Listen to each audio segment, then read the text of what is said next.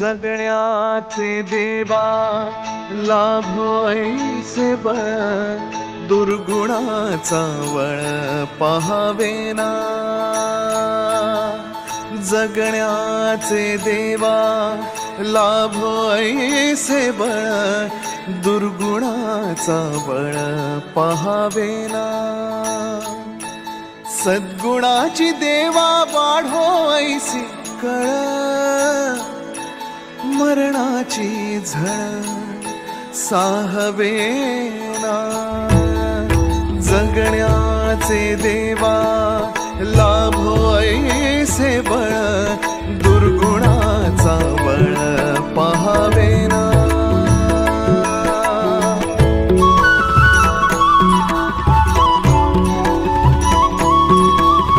तुझ्या दारी दावी पांडुरंगी तळ उन्मादाचा मळ झाकवेना विठ्ठलाची आस वाढावी सरळ विषाचे गरळ टाकवेना जगण्याचे देवा लाभो ऐसे बळ दुर्गुणाचा वळ पहावेना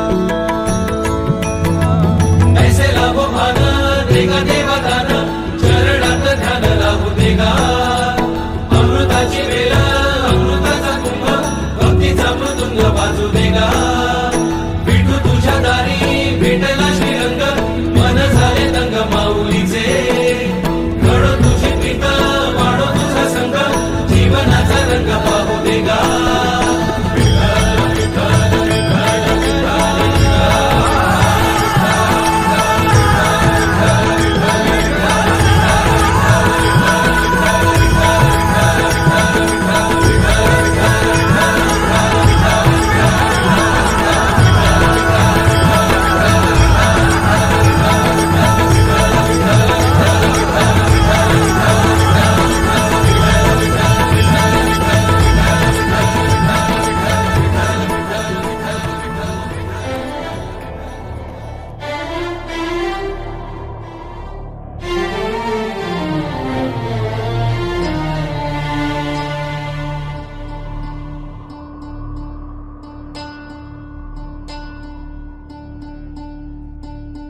तुझ्या चरणाशी मागणे एक विठ्ठला विठ्ठल विठ्ठल नको नको रे देवा पुन्हा हा दुरावा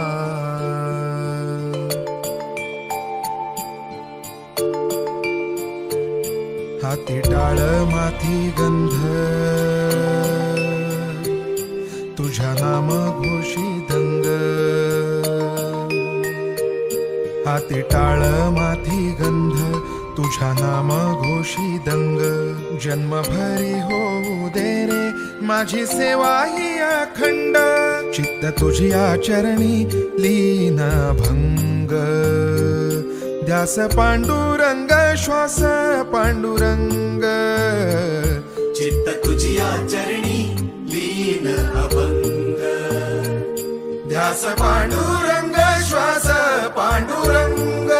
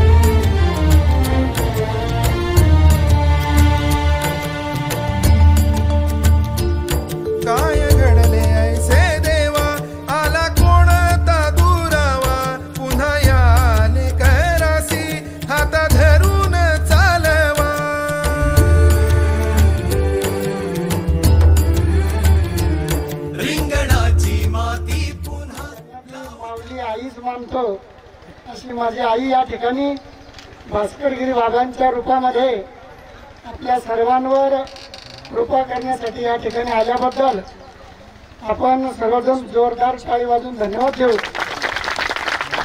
खरं तर बघितलं तर बाबाला येणं शक्य नव्हतं बरं का.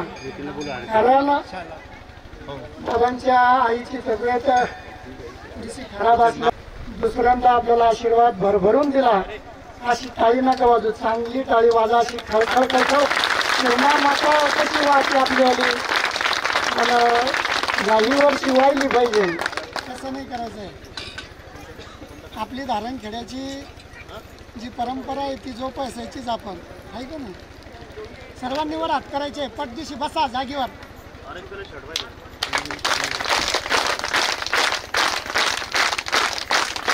धन्यवाद. लगेचच मी बाबाजींकडून आपल्या सर्वांसाठी आशीर्वाद मागतो. नमो नारायण. जय हरी, जय बाबाजी. हॅलो.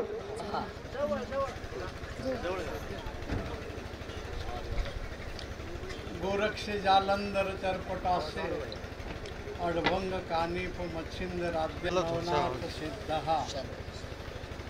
चैतन्य कानिपनाथ महाराजांच्या या पावन भूमीमध्ये श्री क्षेत्र नारणखेडा या क्षेत्री श्री स्वामी नारायणानंद सरस्वतीजी महाराज यांच्या या अथक प्रयत्नातून आणि अतिशय आंतरिक श्रद्धेतून सर्व ग्रामस्थांच्या सहकार्याने श्रीगुरूंच्या कृपाशीर्वादाने हे आपलं या ठिकाणी काशी चैतन्य कानिपनाथ देवस्थान तयार झालेलं आहे.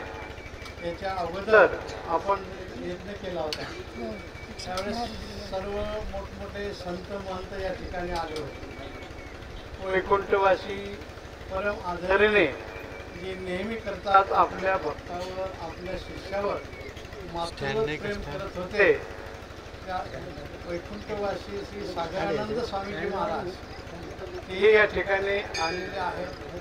त्यानंतर त्यांचे परम शिष्य परम पूजने वंदनीय श्री गणेशानंद गिरीजी महाराज, गणेशानंद सरस्वतीजी महाराज हे या ठिकाणी या भूमीवर आलेले आहेत, आपल्याला शुभाशीर्वाद दिलेले आहेत.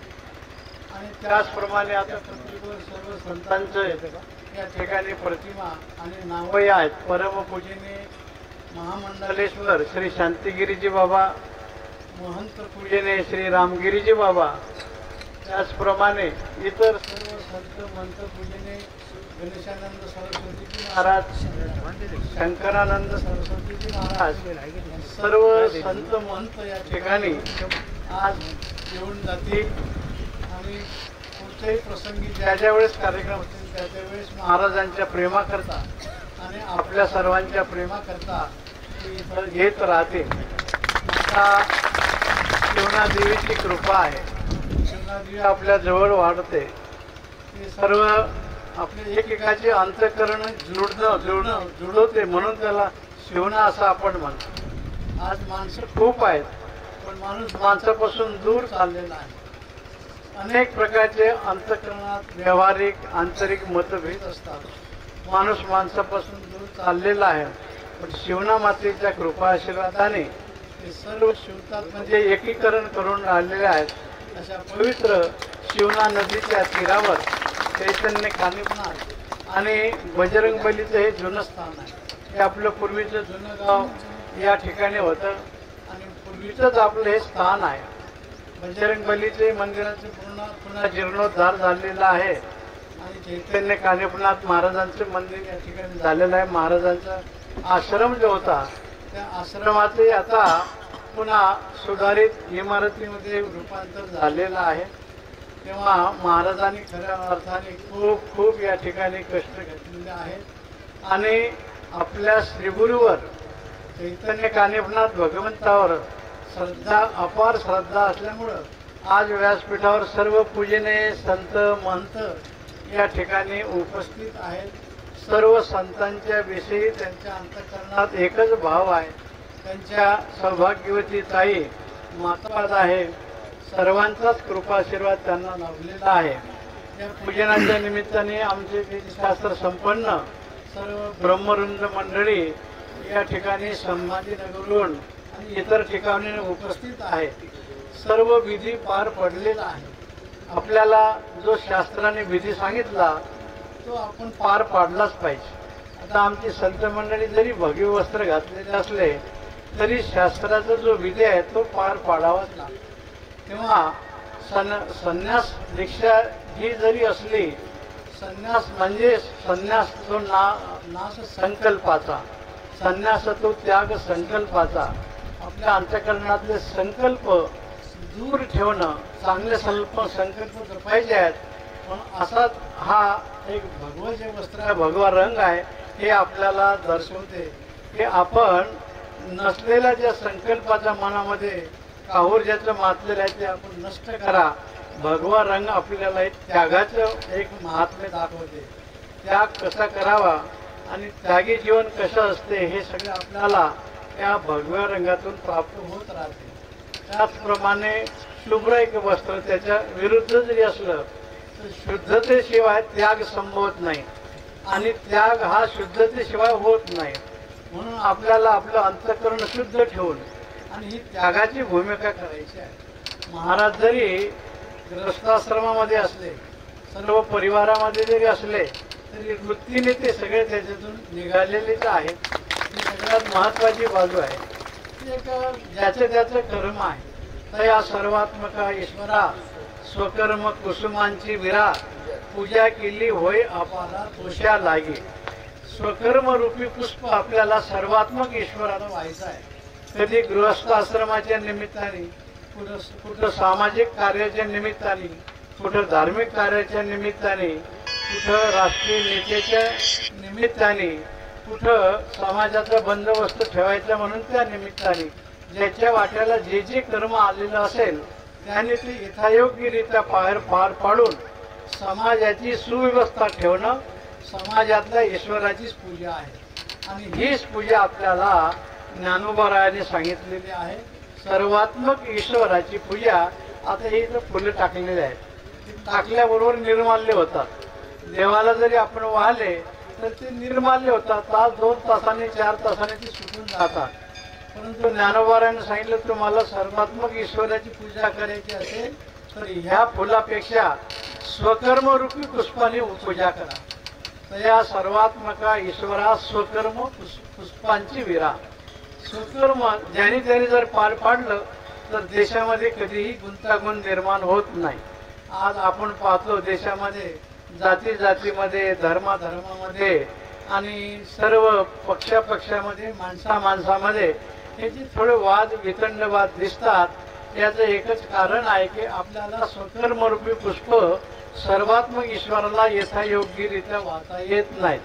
आपली जात, धर्म, पंथ आणि नंतर आश्रम हे शास्त्राने केलेल्या योजना आहेत. आता सरकारी काम सुद्धा त्या योजनेशिवाय होत नाही.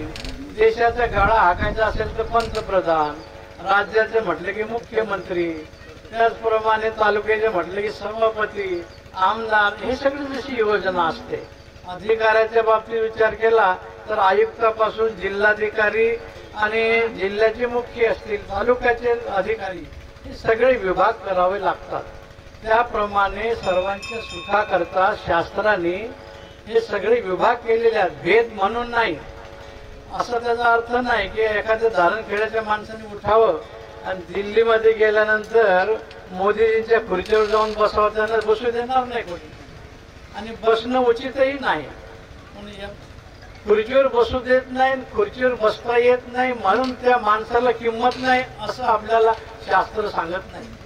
माणसं माणसासारखीच आहेत, परंतु त्यांचे जे योग्य सन्मानित ठेवणं, त्यांना योग्य सन्मानित ठेवणं हे आपलं कर्तव्य असतं.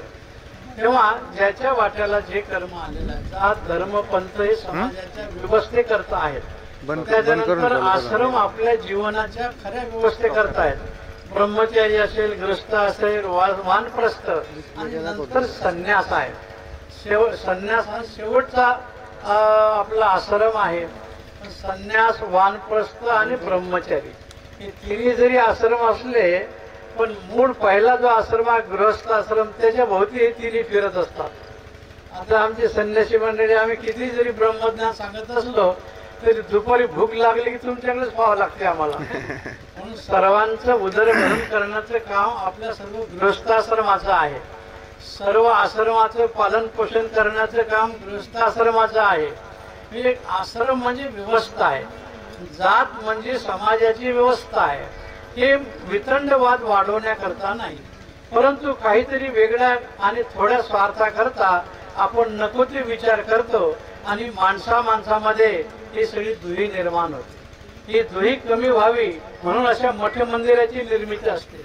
बजरंगबलीचे मंदिर आहे, भगवान दत्तात्रय आहेत, चैतन्य कानिफनाथ महाराज आहेत. आपण जर नवनाथ ग्रंथ आपण वाचलेलाच आहे. ज्या वेळेस आपल्यावर काही संकट येतात त्यावेळेस शाबरी विद्येचा फार मोठा वापर नवनाथांनी केलेला आहे. ती शाबरी विद्या संतांनी आपल्या अभंगाच्या रूपाने आपल्या समोर ठेवलेली आहे. आपल्याला आता ते मंत्र जरी म्हणता आला नाही तरी ओम चैतन्य नवनाथ महाराज एवढं जरी म्हटलं तरी फार मोठा फायदा होतो. आपल्या नवनाथ ग्रंथामध्ये पहिलाच मंत्र आहे, गोरक्षे जालंधर चरपटास्य अडभंग कानिप मच्छिंद्राद्या चौरंगी रेवानक भरती संज्ञा भूम्याम बभूर नवनाथ सिद्ध. हा मोठा अतिशय जागृत मंत्र आहे. हा जरी आपल्याला नाही म्हणता आला तर ओम चैतन्य नवनाथ महाराज की जय. चैतन्य कानिफनाथाचं नाव आलं, नवनाथाचंही त्याच्यामध्ये नाव आलेलं आहे. नवनाथ म्हणजे नवनारायणाचेच अवतार आहे. नवनारायण म्हणजेच भगवान नारायण आहेत, आदिनारायण ज्याला म्हणतो. तेव्हा अशा या नवनाथाच्या स्थानावर बजरंगबलीच्या सान्निध्यामध्ये, चैतन्य कानिफनाथांच्या सान्निध्यामध्ये पूजनीय आदरणीय श्री नारायणानंद सरस्वतीजी महाराज यांनी आपल्या गुरु महाराजांचा शुभाशीर्वाद घेऊन वैकुंठवासी परमपूजनीय वंदनीय प्रातस्मरणीय सागरानंद सरस्वतीजी बाबांचा आशीर्वाद घेऊन, सागरानंद सरस्वती बाबांचं ज्यांना ज्यांना सहवास लाभलेला असेल त्यांना कळल की बाबांचं कसं आईचं हृदय होतं. ते जरी संन्यासी होते तरी गृहस्थाश्रमावर तेवढंच प्रेम, वारकऱ्यावर तेवढंच प्रेम, आणि कुठल्याच पंथावर भरकटलेले जे माणसं होते त्यांच्यावर तेवढंच प्रेम होतं. सर्वांना त्यांनी खूप खूप भरभरून प्रेम दिलं. ते आज आपल्यामध्ये नाहीत. तर शेवटच्या कार्यक्रमाला माझ सर्व संत मंडळी होती. त्र्यंबकला मोठा त्यांचा तो शेवटचा सोहळा झालेला आहे. आणि त्यांचं आज ते जरी शरीर रूपाने नसले तरी महाराजांच्या पाठीमागे आशीर्वाद रूपाने ते या ठिकाणी आहेत. गुरुजनांचा कृपाशीर्वाद, सद्गुरू योगीराज गंगागिरीजी महाराज, शंकर स्वामीजी महाराज, बहिणाबाई महाराज, ह्या परिसरातल्या सर्व संत मंतांचा आणि परमपूजनीय वंदनीय मोहनगिरी श्री जनार्दन स्वामीजी महाराजांचा कृपाशीर्वाद, सर्व संत मंतांचा आशीर्वाद आणि आपल्या पूर्वजांचा आशीर्वाद घेऊन महाराजांनी या स्थानाची एक अतिशय चांगल्या प्रकारची कायापालट केलेली आहे. अधिक हे धार्मिक वैभव आणि या धार्मिक वैभव वाढवण्याच्या माध्यमातून समाजाची सेवा महाराजांच्या हातून घडत राहावी असं सर्व संत महंतांच्या वतीने आम्ही महाराजांच्या पुढच्या वाटचालीला शुभ संदेश देतो आणि सर्व संतांना आम्ही वंदन करतो. सर्व भक्तमंडळांना नमस्कार करतो आणि शब्दास विराम देतो. सर्वेत्र सुखी न संतु सर्वे संतु निरामया सर्वे भद्राने पश्यंतु ना कश्चित दुःख मापणीयात. आम्ही आपली थोडी लवकर रजा घेतो कारण महाराजांनी सांगितलेलं आहे. महाराजांचे फोन सारखे चालू होते. आता थोड्या काही कारणाकरता आमची येणं होती की नाही आमच्या हातात नव्हतं, परंतु कानिफनाथ महाराजांची कृपा झाली आणि आपल्या सर्वांचे भेटी झाल्यात, सर्व संतांचं दर्शन झालं आणि याबद्दल महाराजांनाच आम्ही धन्यवाद देतो. त्यांच्यामुळे हे सगळं घडलेलं आहे. आता आपले साऊंड सिस्टीमवाले जे बांधव आहेत त्यांना थोडंसं वाटत असेल की आम्ही एवढ्या आवडीने लावलं, आमचं डीजे बंद केला, साऊंडचा आवाज कमी केला, आम्हाला थोडा आवाजाचा त्रास होते म्हणून आम्ही त्रास देत राहतो आलेल्या मंडळीला. तेव्हा त्याच्याकरता आपल्याला आवाज थोडा कमी करायला सांगितला. पुनश्च सर्व संतांना वंदन करून आपल्या सर्वांना नमस्कार करून शब्दास विराम देतो. सर्वांनाच आम्ही नमस्कार करतो. आपला निरोप घेतो.